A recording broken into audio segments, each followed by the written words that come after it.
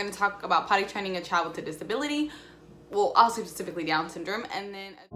Seems like ever since the first day we met, there is no one else I think of more than you. Can't seem to forget, can't get you on my... Hey you guys, welcome back to my channel. I am back with another video. It is New Year's Eve, and I was like, I need to post another video. Though I'm posting a vlog, this is more of an educational video. And this is something I have been doing all day, so I was like, I need to make a video about this because this is something that I know everyone Googles, everyone wants to know, and everyone wants just to do. So we're going to talk potty training one, and then we're going to talk about potty training a child with a disability. Well, I'll say specifically Down syndrome, and then a child with a speech delay. And some of those go hand in hand, but some of them don't. You might just have a kid that has a speech delay, you might have a kid just with Down syndrome, so just it's all different. So let's talk potty training. So we started potty training before Chase was 2, and he was doing really good. I was pregnant, it started getting a little difficult, we weren't as consistent, but he was still doing really good. Then brother was born, there was a lot of just like regression in general, and so it made the potty training hard and more difficult. So then we just kind of stopped.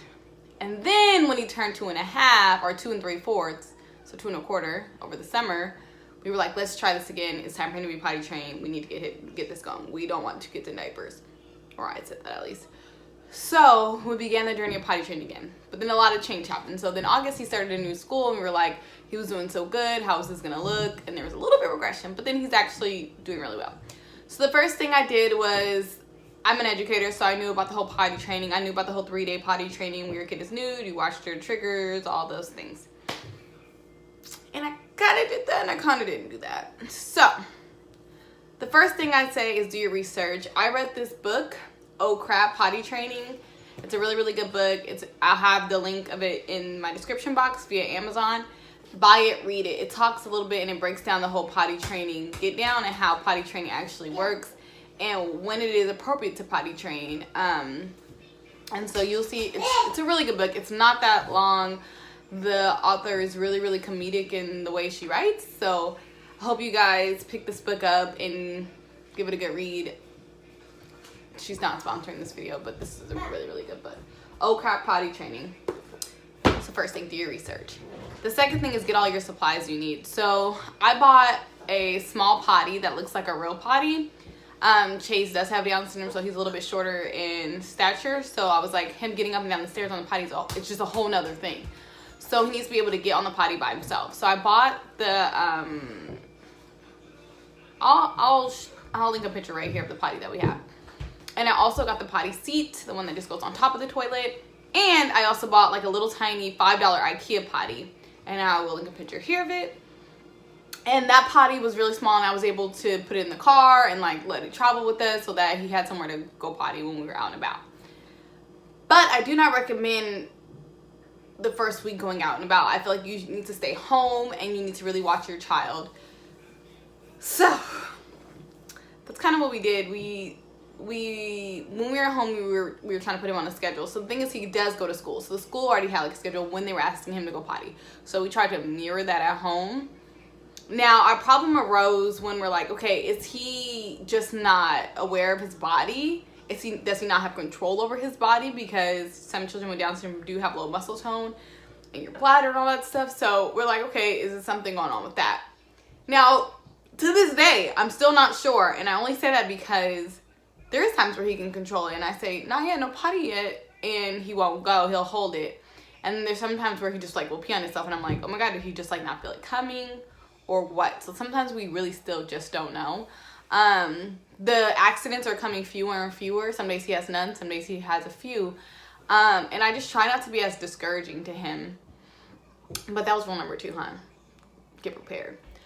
And talk to your kid about it. Like, just say, hey, like, this is the potty, and get started getting them used to the potty and showing them what the potty is, letting them go to the bathroom when you go to the bathroom. And that's something that we did too. And then we would cheer for ourselves, like, yay, mommy went potty. And so then he wanted that same like cheer, like, yay, Chase went potty. So just encouraging him. We didn't do any potty charts or stickers or rewards or candies or snacks or bribing, because I just didn't think it was appropriate. I was like, okay, we're gonna give him a snack, or we're gonna give him a treat like he's a dog every time he goes pee. My child's not a dog. And we're not doing that. And he wasn't even interested in anything. Like, it wasn't like he was like, oh, I really love M&M, so every time I go potty, she's gonna give me an M&M. Like, that wasn't the situation, and that's not what we did. But we did cheer for him and praise him every time he went, and it was more of us doing the prompting. Now he tells us more at school. I think they're still prompting him a lot to go, and probably not as frequently as he should be prompted to go, because at school he's drinking way more water. They're not watching his intake. He's able to go to the water fountain, so that's where we're kind of at the point where we're like, we're having some issues. I don't even want to call it an issue, but we're having some troubles because he is having more accidents at school than he is at home. That's just the truth.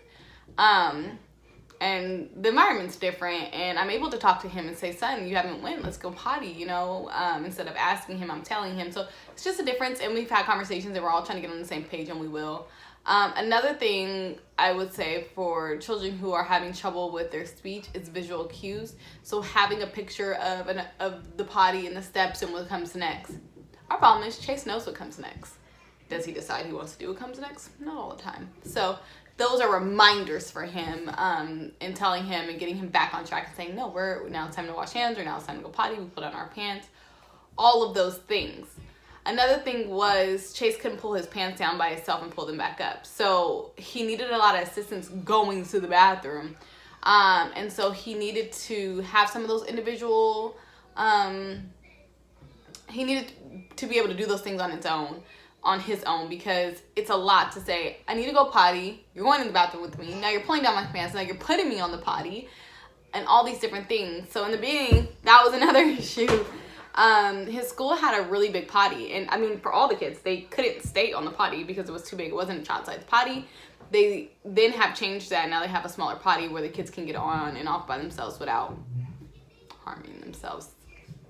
So he has a potty he can get on and off, and so I think that has helped as well as it being successful going potty.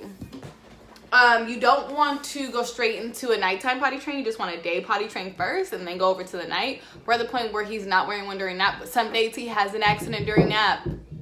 He just does, and it's not come on, neighbors. It's not the end of the world that he has an accident at nap, but sometimes I'm just kind of like, damn, you didn't have an accident all day, but then you had an accident during nap, like, okay, you know, I always have to take deep breaths. As the parent, I feel like you have to be ready and your child has to be ready. So your child has to be interested in the potty. And if you try to do it too quickly, there will be a lot of frustration and a lot of battle, and you don't want that. Also, this is just my parenting style in general. I'm the parent, you're the kid. And asking your child is not always the best thing, because guess what they're going to say? No. So I tell him, like, it's time to go, we're going to the potty. And if there's something that he's doing, like watching TV, I will pause the TV. I will tell him, like, we're going to the potty. The faster we go to the potty, the faster you can come back. So then he usually goes, okay, and he goes to the bathroom. And then he goes back out and he's able to do what he wants to do. So it's just little things like that. And every child is different, and everything will work differently for every child. But the main thing you need to be, and they're going to say this in 5,000 videos you watch on YouTube, is be consistent. Once you take away the diapers, don't put them back in a diaper. Just don't do it. Just don't do it. I'm telling you right now. Once you're out of the diapers, don't put them back in the diapers. Do not go back and forth with diapers and underwear. Once you're in underwear, you're in underwear. There's no going back. Going back, you're starting all the way over again, right? And again, I don't even know if I said this. I'm not a professional. I am a mother. I am a teacher. I'm an educator, but I am not a professional potty trainer. I'm still dealing with my issues as far as like potty training. I'm still struggling with some things as a parent, but these are some things that seem to help us, and I potty train other people's children, so I know that there is, you know, success, and it will happen. And you need to understand that your child's not going to pee on themselves until they're an adult. Okay, they're gonna be potty trained. I think a lot of the pressure comes from school, and when you have to be in certain classes and they say, hey, your child can be in this class until they're potty trained, I think that makes it harder to push parents, because now they're putting an age stipulation on when the child needs to be potty trained, and not all kids are ready at that time. So what does that mean? That child has to be back with smaller children because they're not potty trained yet? And so I think that makes it hard, because a lot of parents are like, no, I don't want my child in this classroom with a kid who's a year younger than them, because they just are having trouble going potty, or they're not ready to go potty yet. And I think that makes it a little hard, and that puts pressure on us as parents to hurry up and potty train our kid. And we live in a society where you want your child to be so advanced. So potty training early means that your child is so advanced. You know, teach your kid to read early means your child is so advanced.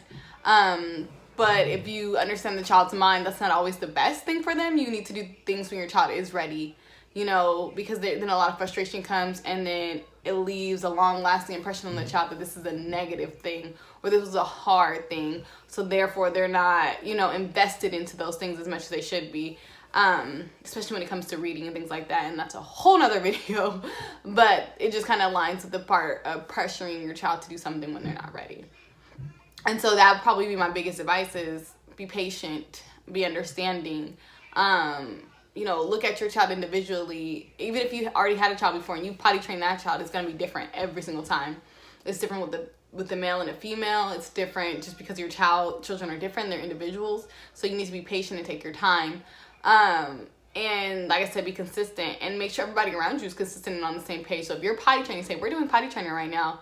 And if someone else is not willing to do it and do what you're doing, I wouldn't allow the child to be over there or anything like that, because that's going to interrupt routine, and everything is about routine and being consistent. Yeah. So now this video is 11 minutes long, and it's a long time. So I'm going to end this here. If you guys have any more questions about potty training, if you have any questions about different potties maybe to use, go ahead and leave a question in the comment box. Also, if you want some recommendations on, you know, more books on potty training, go ahead and leave that in the comment box as well. But like I said, this book had helped me immensely, and I really, really recommend that you read it if you are ready to potty train, or if you think that you're ready to potty train, because you have to be ready as well. All right, guys, I will see you guys in 2019. Don't forget to like, comment, and subscribe. I love you guys. Don't forget to be kind. Don't forget to be patient. And don't forget to be loving. God bless.